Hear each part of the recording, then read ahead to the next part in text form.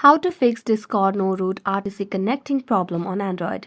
Hello everyone, welcome to this channel. I'm Emily and I'm here to help you out today. So without any delay, let's get started. So first of all, launch the Play Store application on a device and search for Discord. Make sure that you have the latest version of the application.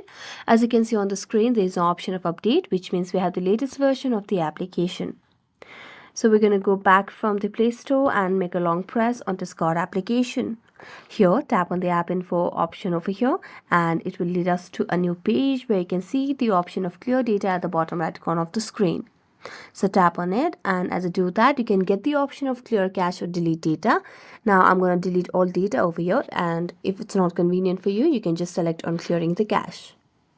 Next, tap on the app permissions and make sure that you give access to all these options by going to each option and giving the access.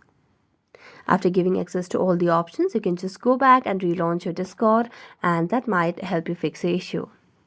So thank you so much for watching this video. See you next time.